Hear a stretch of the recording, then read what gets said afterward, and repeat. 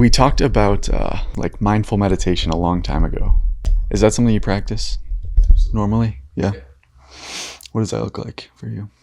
I have moving and seated still meditations, right? Usually that's just, you know, time on my cushion in the mornings and then mindfulness in like my running.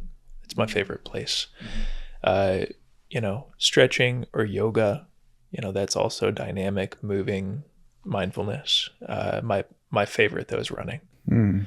And I find that they complement each other really nicely. When I'm not doing one, but I am doing the other, I notice the impact of it after a few days or after a week, right? The other distinction for me is that there's a difference for me between maintenance mindfulness and like deepening the practice, or like kind of if I need to kind of clear out, I'll do a longer sit, but I'll do 10-minute maintenance sessions every morning, right? Just sit on the cushion, get quiet, come back to myself.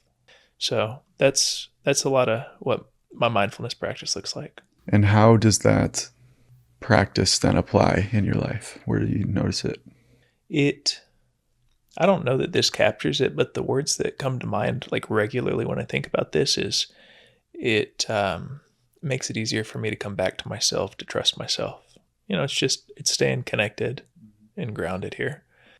And I usually need to do a little mindfulness, one form or another, as I find that I'm getting, anxious, wound up, stuck in it, and I can't seem to come back to that place of clarity deep down in myself.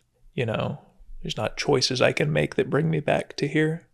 Then, yeah, I need to sit. Usually, that when I'm in that place, I need to go for a run.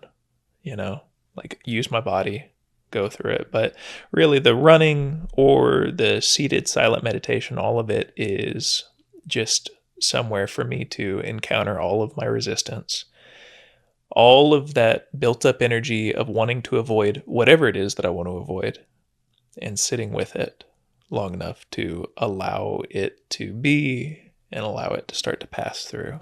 Yeah, I think that's similar for me. Is it like when I do notice that I'm in some kind of anxious state or avoidant state or whatever that is, I now have a tool for like, okay, what do I do with that? Mm-hmm.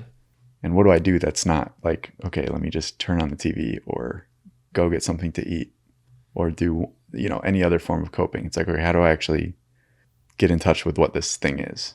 Yeah. And not try to just push it away or run from it. Yeah, something that I specifically have found energy in is just asking myself, like, what am I avoiding? Or I will just take the broad attitude of I'm going to go do what I'm avoiding now. And then whatever it is that seems important that I should, like, I'll go do it. It's like, that's not really the important thing to making this work. It's really just been, now I'm going to do things that I was avoiding.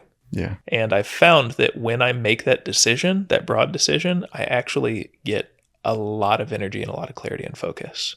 And so that's been a wonderful thing. There can be like challenges in having clarity and focus or energy and motivation or whatever to do things like all day long, and I'm like grinding through what I have to do.